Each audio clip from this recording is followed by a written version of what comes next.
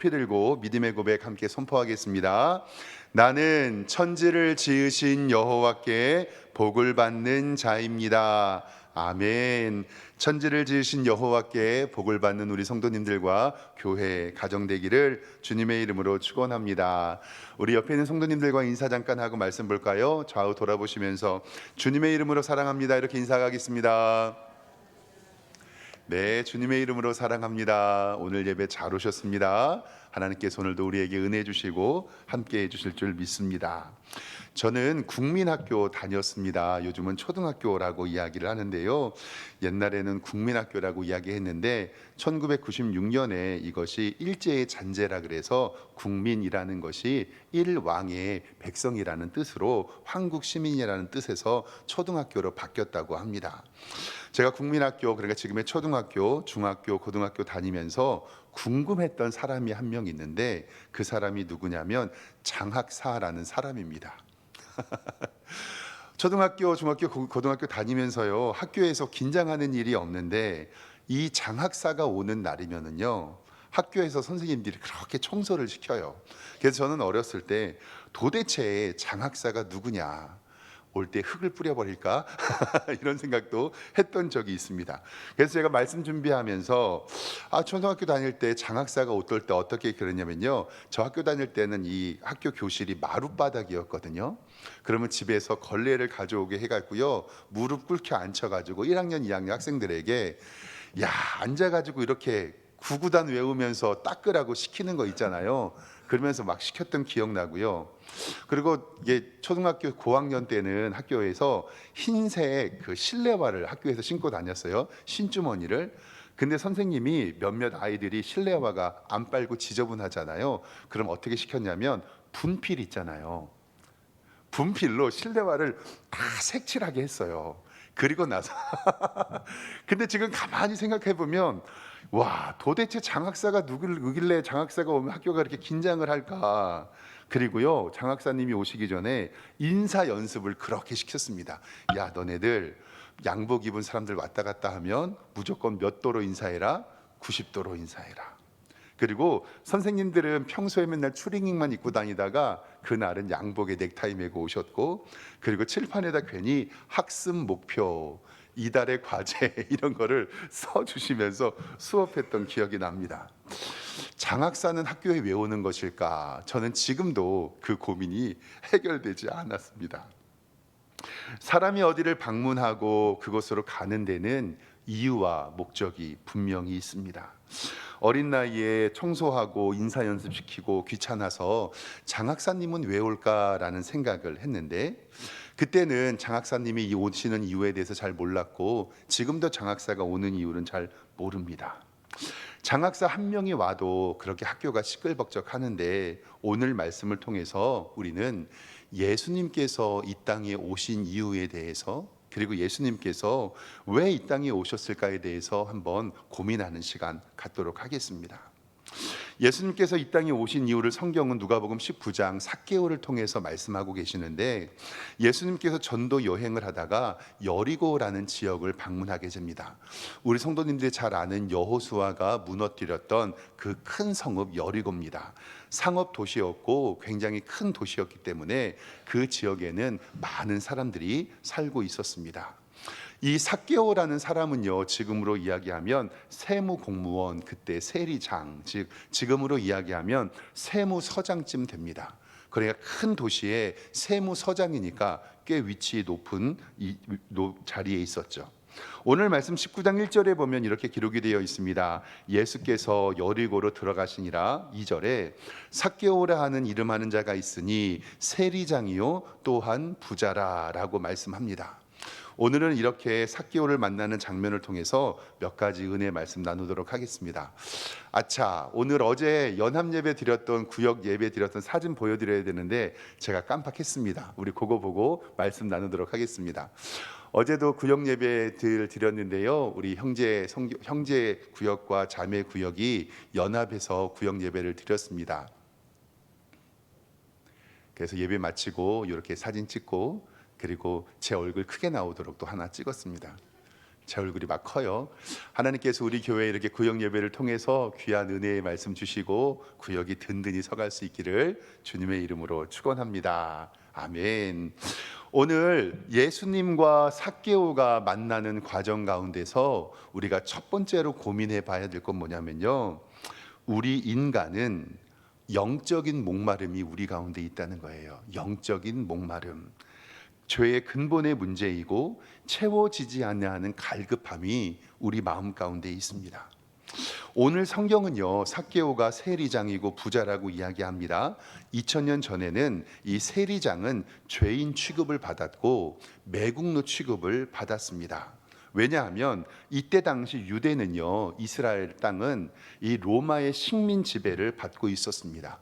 그래서 세리장들은 어떤 사람이었냐면 이스라엘 백성들의 세금을 걷어가지고 로마에 바치는 일을 했습니다. 그 세금을 걷어서 로마에 바쳤으니 이스라엘 백성들에게는 나쁜 사람들로 여겼죠. 좀 비유하자면 우리나라에서도 100년 전에 이런 일이 있었습니다. 우리나라도 100년 전에 일제 침략기를 생각해 보시면 됩니다.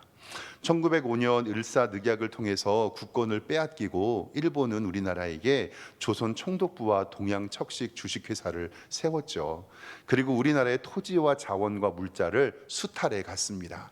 그때 조선 총독부와 동양척식 주식회사에서 일했던 사람이라고 생각하면 삭개오가 어떤 사람인가라고 금방 생각이 됩니다.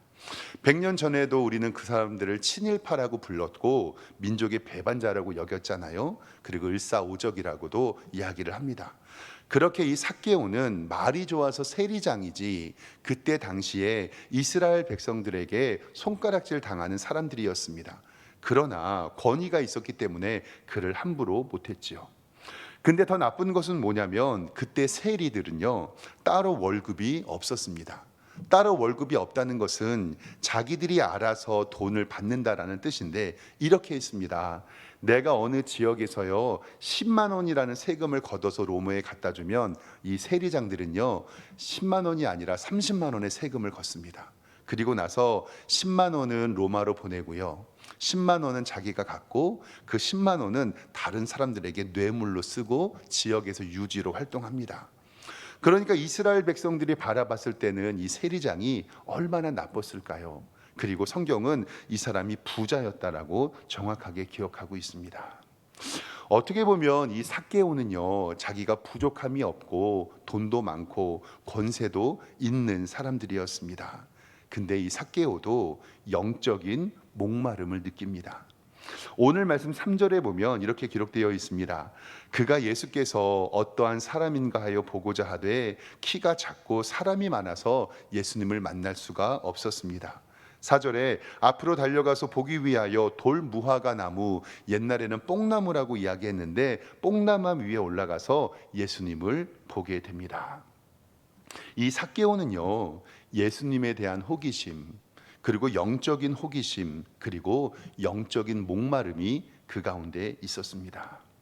하나님께서는 사람을 에덴 동산에 만들어 두셨죠. 그런데 에덴 동산에서는 하나님과 인간 사이의 소통이 얼굴과 얼굴을 맞보아서 하는 근본적인 소통이 있었습니다. 그런데 하나님께서 선악을 알게 하는 나무의 실과를 따먹지 말라고 했는데 인간은 그 선악을 알게 하는 나무의 실과를 따먹게 됩니다. 영적으로 육적으로 죽은 바 되었고 하나님과의 관계가 끊어졌습니다. 하나님께 벌을 받고 징계를 받으며 허물과 죄로 죽은 영적인 상태가 되었습니다. 그렇게 인류의 역사는 만족함이 없고 평안함이 없고 기쁨이 없고 두려움이 있는 상태로 우리는 이 세상을 살아가게 됩니다. 사랑하는 성도 여러분, 오늘 예배 정말로 잘 오셨습니다. 그런데 정말 우리가 고민해야 할 것은 돈이 정말 많고 내가 건강하고 내가 권세가 있고 내가 명예가 있고 그리고 내가 하고 싶은 것을 다 한다고 하더라도 정말 외롭지 않으십니까? 우울하지 않으십니까? 그리고 내가 죄인의 모습을 발견할 때는 어찌할지 몰라서 당황하지 않으십니까? 왜냐하면 죄인된 인간은 영혼의 만족함을 느낄 수 없기 때문에 그렇습니다. 채워지지 아니하는 갈급함이 우리 가운데 있고, 지금도 예수님을 믿는다고는 하지만 예수님의 은혜가 줄줄줄줄 새내어 나가면 우리도 외로움을 느낍니다. 로마서 3장 23절 말씀은 우리에게 이렇게 말씀하고 있습니다. 모든 사람이 죄를 범하였고 하나님의 영광에 이르지 못하였다. 그리고 죄의 삭은 사망이다라고 우리에게 분명히 말씀합니다. 그런데 여기에서 전도서 3장 11절 말씀에 우리에게 하나님께서 뭐라고 말씀하시냐면, 하나님께서 사람을 만드시고 사람이 타락한 이후에 사람들에게 그 마음속에 무엇을 사모하는 마음을 주셨다고 성경에 기록되어 있죠? 영원을 사모하는 마음을 주셨습니다. 사람이 죄를 짓지 않고 하나님과 소통할 때는 그 영원이 우리의 실체이고 하나님과 함께 할 수 있지만, 우리는 지금 죄인이 되었습니다. 그런데 우리 마음 가운데 영원을 사모하는 마음이 있다는 것은 뭐냐면 우리에게 한계가 있다는 것을 성경은 이야기합니다. 유한한 인간이 이러한 고민을 하는 것은 당연한 겁니다. 이것은 삭개오만의 질문이 아니라 우리 모두의 질문이고, 이 세상을 살아갈 때 우리가 고민하는 여러 가지의 고민 중에 하나입니다. 사랑하는 성도 여러분, 지금 삶에 만족하고 계십니까? 그리고 영적의 기쁨이 있으시고 하나님과 동행하고 계십니까? 그리고 지금 괜찮은 삶을 살고 계십니까? 만약에 내가 지금 이렇게 살아도 되는 건가? 이 길이 맞는 건가? 내가 죽으면 어찌 될까? 혹시 내가 지금 어떤 일이 나서 죽음을 당한다고 하더라도 나는 천국에 갈 수 있을까라는 고민이 있다면 여러분들 예수님을 만나고 구원 얻으시기를 주님의 이름으로 축원합니다. 이렇게 삭개오는 영적인 목마름이 있을 때 그것을 해결하기 위하여 예수님을 찾아갔습니다. 여러분들도 삭개오처럼 예수님을 만나고 예수님이 오신 목적을 깨닫는 여러분들이 되기를 주님의 이름으로 축원합니다. 이 삭개오가 예수님을 찾아갔습니다. 여기에서 분명한 해답을 얻는데, 두 번째로 우리가 알아야 할 것은 영적인 목마름의 해결은 다른 방법이 없고 예수 그리스도를 믿는 믿음이라는 것을 꼭 기억하시기를 주님의 이름으로 축원합니다. 예수님께서는 이러한 삭개오를 유심히 보고 계셨습니다. 오늘 말씀 성경 5절을 보겠습니다. 예수께서 그곳에 이르사 쳐다보시고 이르시되 삭개오야 속히 내려와라. 내가 오늘 내 집에 유하여 하겠다 하시니 급히 내려와 즐거워하여 영접하거늘. 7절에 뭇사람들이 보고 수군거려 이르되 저가 죄인의 집에 유하로 들어갔다라고 이야기를 합니다. 아까 이야기했던 것처럼 예수님께서는 죄인의 집에 들어가는 것처럼 됐습니다. 왜냐하면 이 삭개오는 이스라엘 백성들에게 있었을 때는 동족의 피를 빨아먹는 사람이었기 때문에 그렇습니다. 그리고 사람들은 예수님이 죄인의 집에 들어갔다고 수군거립니다. 근데요, 그 사람들의 수군거림이 정답입니다. 왜냐하면 예수님께서 이 땅에 오신 목적과 이유는 죄인을 찾아 구원하시기 위한 것임을 꼭 기억하시길 바랍니다. 그렇기 때문에 예수님은 죄인의 집으로 들어가는 것이 당연합니다. 사랑하는 성도 여러분, 하나님과 인간 사이에 깨어진 관계를 회복할 수 있는 유일한 방법은 나를 위하여 십자가 지신 예수 그리스도를 믿는 믿음이라는 것을 꼭 기억하시길 바랍니다. 예수님을 내 마음에 모시고 예수 그리스도의 십자가의 능력을 믿고 하나님을 바라보며 내가 죽는 대신에 예수님께서 십자가에 죽으셨다는 것을 믿어야 됩니다. 그것이 바로 성경에서 이야기하는 대속의 은혜입니다. 예수님의 대속의 죽음은 구약 성경의 모든 제사가 십자가로 연결되어 있다는 것으로 우리는 알 수 있습니다. 이스라엘 백성들이 출애굽을 하며 어린 양을 잡아 그 피를 문지방과 문기둥, 문설주에 발랐습니다. 그런데요, 어둠의 사자가 장자를 죽이러 왔을 때에 그 피를 보고 넘어갔다라고 해서 그 날을 우리는 유월절이라고 부릅니다. 그리고 예수님께서는 유월절의 어린 양이 되어주셔서 우리를 위하여 십자가에 죽으셨습니다. 레위기 성경에 기록되어 있는 5대 제사, 번제와 소제와 화목제와 속죄제와 속건제, 이 5가지의 제사도 다 예수님을 예표하고 있고, 내가 죽어야 하는데 구약 시대에는 소나 양과 염소와 비둘기가 죽었지만 이제는 예수 그리스도께서 나를 위하여 죽으심으로 말미암아 더 이상의 제사는 없는, 즉 십자가의 대속이 우리 가운데 이루어졌습니다. 이제는 예수님의 십자가로 인하여서 더 이상의 제사가 아니라 하나님 앞에 감사하는 예배를 우리가 주님 앞에 올리고 있습니다. 즉 하나님과 인간 사이에 깨어진 관계를 회복할 수 있는 길, 예수 그리스도의 십자가의 보혈의 능력임을 믿으시기를 주님의 이름으로 축원합니다.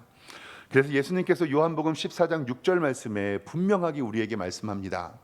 예수께서 이르시되 내가 곧 길이요 진리요 생명이니 나로 말미암지 않고는 아버지께로 올 자가 없느니라. 그리고 사도행전 4장 12절 말씀에 다른 이로서는 구원을 받을 수 없나니 천하 사람 중에 구원을 받을 만한 다른 이름을 우리에게 주신 일이 없음이라 하였더라. 아멘. 예수님 말고요 나를 위하여서 십자가에 죽으신 분은 없습니다.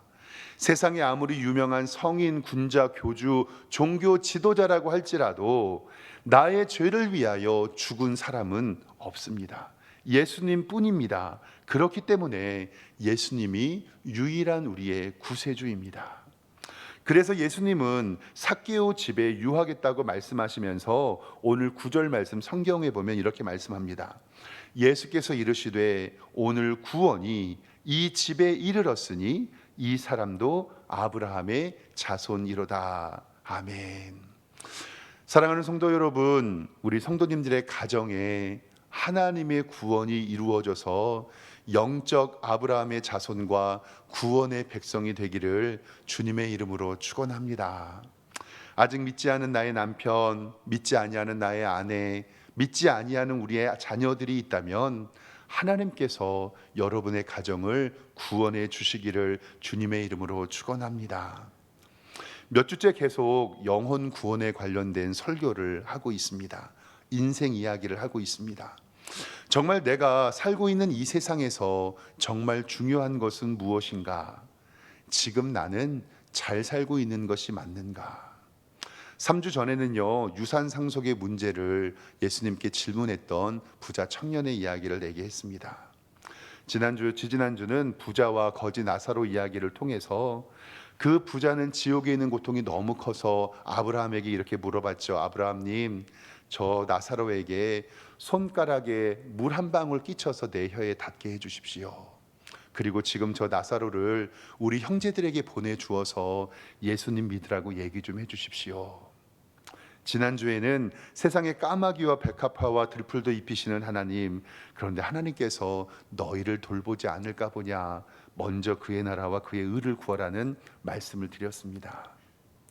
이 땅에서 아무리 부유하고 건강하고 명예가 있고 권력이 있고 자손들이 잘 살고 떵떵거린다고 한다고 하더라도 오늘 밤에 내가 죽어서 천국에 갈 수 없다면, 내 사랑하는 부모님과 내 자녀와 내 친지들이 천국에 갈 수가 없다면 그 슬픔은 얼마나 클까요? 제가 설교를 하면서 이 돌아가셨다라는 의미를 수차례 설명했습니다. 우리는 하나님께서 만드셨고 육과 영으로 존재하지만 하나님께서 흙으로 만든 이 육체는 흙으로 돌아가고, 하나님께서 우리 코에 생기를 불어넣으신 이 영혼은 하나님께로 돌아간다라는 것을 분명히 말씀드렸습니다. 그래서 흙으로 돌아가는 인생, 하나님 앞에 돌아가는 인생이 바로 어르신들의 죽임을 당했을 때 돌아간다라는 표현입니다. 그럼 우리의 육체는 흙으로 돌아가서 흙에 썩어 없어지지만 우리의 영혼은 어디로 돌아갑니까? 하나님 앞으로, 만드신 앞으로 돌아갑니다. 근데 진짜 죄송한데요, 우리는 예수님을 믿어서 천국에서 영원히 살지만 영원히 삽니다. 근데요 지옥에서도 영원히 살아요. 나만 영원히 사는 것이 아니라 그 지옥에서도 영원히 산다는 것을 우리는 알고 우리의 가정과 우리의 믿음을 위해서 기도하고 하나님의 복음을 증거해야 된다라는 사실입니다. 하나님의 자녀가 된 성도가 삶의 목적이 있고 소망을 갖는 이유, 죽음이 두렵지 않고 구원받음을 기뻐하는 이유가 내가 구원받아 기쁨을 누리고 그 기쁨을 전파하는 것이 우리의 삶의 목적임을 꼭 기억하시길 바랍니다. 제가 전에 섬기던 교회 권사님 한 분 계신데요. 그 권사님께 권사님 제가 권사님 얘기 설교에 좀 써먹어도 돼요 그랬을 때 흔쾌히 사용하라고 하셔가지고 말씀을 좀 드립니다. 남편은 성공한 사업가예요. 돈을 정말 잘 벌어오십니다. 그리고 자녀는 법대를 졸업해가지고요 지금 검사로 일하고 있어요. 결혼도 잘 시켰고, 근데 이 권사님의 늘 고민 하나가 있었는데 남편이 예수님을 안 믿어요. 그러니까 매일 기도 제목이 목사님 저는 건강, 부유, 돈, 자녀 이런 거 다 필요 없고 딱 하나 뭘까요? 내 남편 예수님 믿고 구원 얻는 거. 이게 평생의 기도 제목이에요. 내 남편 예수님 믿고 구원받아 하나님의 자녀가 되는 것. 지금 언제 종말이 와서 내 남편 지옥 갈지도 모르는데 마음이 너무 힘들고 답답합니다. 그래서 그 권사님께서 작정하고 새벽마다 기도에 나오십니다. 어떻게든 이 남편을 끌고 와서 교회에 데리고 오고 싶은데 이 권사님이 가져올 수 있는 것은 남편의 구두밖에 없었어요. 교회 올 때요 가방에다가 남편의 구두를요 한 켤레를 딱 담아가지고 새벽 예배 와요. 그리고 새벽 예배 드릴 때마다 부스럭부스럭 거리면서 봉지에서 남편의 구두를 꺼내갖고요 자기 옆자리 바닥에다 둡니다. 하나님께 이렇게 기도해요.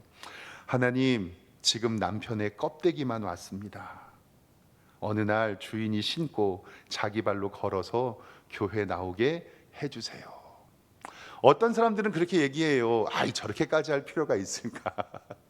왜 양복도 가지고 오고 옷도 가지고 오고 속옷도 가지고 오지? 근데 그 권사님의 남편의 구원을 사모하고자 하는 그 마음을 뭐라고 할 사람이 있을까요? 없을까요? 없습니다. 그 기도가 응답될 때까지 매일 새벽에 비닐봉지에 남편 신발 챙겨와가지고 여기다 옆에 딱 놓고 기도하고, 그리고 그날 깨끗이 닦아가지고 남편이 신발 신고 가게 합니다.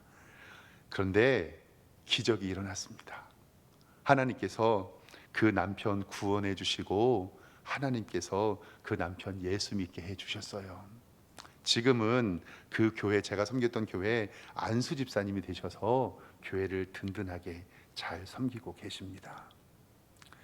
사랑하는 성도 여러분, 내 남편을 구원하기 위하여, 내 부모님을 구원하기 위하여, 내 자녀를 구원하기 위한 하나님의 기도, 그리고 정말 내일부터 새벽 예배 올 때 내 남편 구두 가져오라시는 말은 아닙니다. 근데 그 마음은 우리 가운데 있어야 할 줄 믿습니다.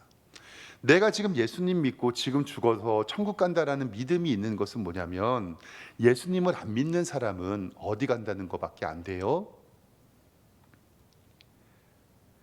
예수님의 구원이 정말 우리 성도들의 가정에 이르고 아브라함의 자손이라고 말씀하시는 그 믿음의 영광이 여러분들의 자녀에 있기를 주님의 이름으로 축원합니다. 그래서 오늘 말씀 누가복음 19장 10절 말씀이 오늘 말씀의 메인인데요, 장학사가 오는 이유 제가 궁금하다고 했잖아요. 19장 10절 말씀에 이렇게 기록되어 있습니다. 인자가 온 것은, 이 인자는 예수님께서 자신을 지칭하실 때 하는 말이에요. 잃어버린 자를 찾아 구원하려 함이니라. 아멘. 이것이 예수님께서 하늘 영광 버리시고 인간이 되셔서 이 땅에 성육신 하셔서 우리를 위하여 십자가 지신 이유입니다. 잃어버린 자를 찾아 구원하려 하심이라. 그 예수 그리스도의 이름은 예수와 임마누엘이라고 마태복음 1장 22절에 우리에게 분명히 말씀하고 있습니다. 아들을 낳으리니 이름을 예수라 하라. 이는 그가 자기 백성을 그들의 죄에서 구원할 자이심이라 하니라. 보라, 처녀가 잉태하여 아들을 낳을 것이요 그의 이름을 임마누엘이라 하리라 하셨으니, 이를 번역한즉 하나님이 우리와 함께 계시다 함이니라. 아멘. 사랑하는 성도 여러분, 인자가 온 것은 십자가 지시고 죽음으로 말미암아 잃어버린 자를 찾아 여러분과 나와 우리의 남편과 나의 아내와 우리의 자녀를 구원하여 주실 줄 믿습니다. 우리의 가정 주님의 은혜로 임마누엘 가정 되기를 주님의 이름으로 축원합니다. 마지막 세 번째로는요, 삭개오를 통해서 알아볼 것은 뭐냐면 왕의 자녀는 왕의 자녀답게 살아난다는 거예요. 사랑하는 성도 여러분, 왕의 자녀는 왕의 자녀답게 살아가고 하나님의 자녀는 하나님의 자녀답게 살아가고 예수님의 제자는 예수님의 제자답게 살아가는 것이 바로 성경의 말씀의 진리입니다.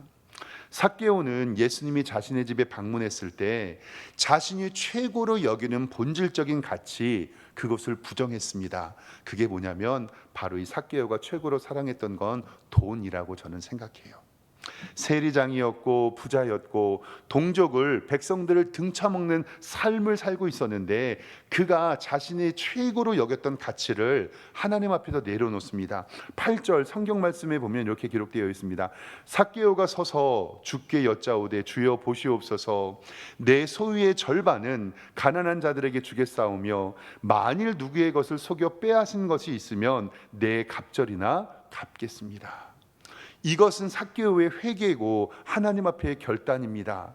이제 나는 하나님의 자녀가 되었으니 하나님의 자녀로 살아가겠다라는 굳은 의지고 행동으로 나타나는 결단을 성경은 이야기하고 있습니다. 삭개오는 동족의 피를 빨아먹는 돈을 모으는 수전노의 모습을 보였습니다.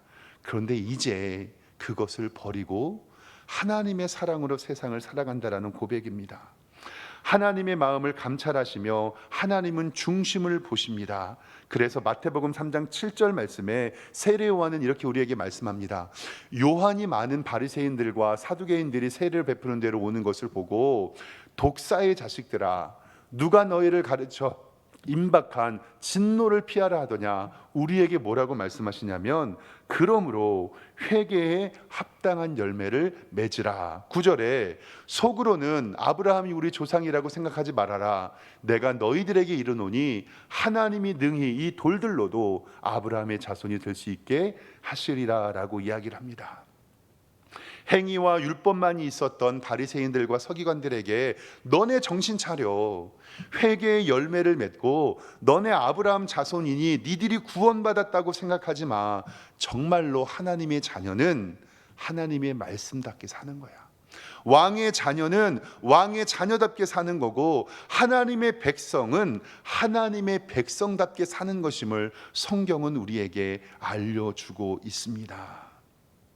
행위와 율법으로는 구원받을 수 없습니다. 그러나 우리에게는 믿음의 열매를 통해서 열매로 하나님께 영광을 드린다는 사실입니다. 사랑하는 성도 여러분, 정말 하나님께서는 지금도 여러분들이, 우리의 자녀들이, 우리의 가족이 주님께 돌아오기를 기다리고 계십니다. 그 마음을 베드로전서 3장 8절에는 이렇게 기록하고 있는데요. 보세요. 주께서는 하루가 천년 같다. 이 하루가 천년 같다는 것은 정말로 긴 시간을 이야기하고, 천년이 하루 같다라는 것은 시간이 빨리 가는 게 있잖아요. 요거는 뭐냐면 예수님께서 탕자를 기다릴 때를 생각하면 돼요. 집 나간 탕자가 언제 올까를 기다리는 것이, 이 하루가 천년같이 아이가 오리가를 기다립니다. 근데 천년이 하루 같다는 것은 뭐냐면 이 아이를 보았을 때 그 기쁨이 여태까지 평생 기다렸던 이 천년이 며칠 같은 거예요? 하루 같은 거예요. 그러니까 9절 말씀에 주의 약속은 어떤 이는 더딘 것 같다고 하고 주의 약속은 어떤 일은 더디다고 생각하는 것 같이 더딘 것이 아니라 오직 주님께서는 너희를 대하여 오래 참으시고 아무도 멸망하지 아니하고 다 회개하기에 이르기를 원하시느니라. 아멘. 사랑하는 성도 여러분, 정말 시간이 빠릅니다. 정말 시간이 빨라요. 우리를 구원하여 주신 예수 그리스도의 구원의 영광을 우리 사랑하는 가족들과 우리의 자녀들과 우리 주변의 성도님들과 함께 나누기를 주님의 이름으로 축원합니다. 천년이 하루같이, 하루가 천년같이 여러분들을 기다리시는 하나님의 음성에 순종하여서 하나님께서 우리를 만드셨을 때 인간의 목마름을 인정하시고 우리의 영적인 목마름은 예수 그리스도 안에서 해결됨을 기억하시고 이제 왕의 자녀가 되었으니 왕의 자녀답게 살아가시는 여러분들과 제가 되기를 주님의 이름으로 축원합니다. 기도하겠습니다. 하나님 아버지, 부귀영화 다 얻어도 예수님 믿지 아니하고 지옥에 가면 무슨 의미가 있겠습니까? 내가 천국에 갈 수 있다는 것은 누군가는 지옥에 간다는 이야기인데 정신 차려 믿음 생활하게 하여 주시고 내 사랑하는 가족과 이웃과 친지들을 그리스도의 품으로 인도할 수 있도록 하나님의 은총 베풀어 주시옵소서. 우리에게 영혼을 사랑하는 마음을 허락하여 주시고 인자가 온 것은 잃어버린 자를 찾아 구원하려 옴을 알며 예수 그리스도의 말씀에 따라 살아가는 우리 성도들 될 수 있도록 인도하여 주시옵소서. 예수 그리스도의 이름으로 기도드리옵나이다. 아멘.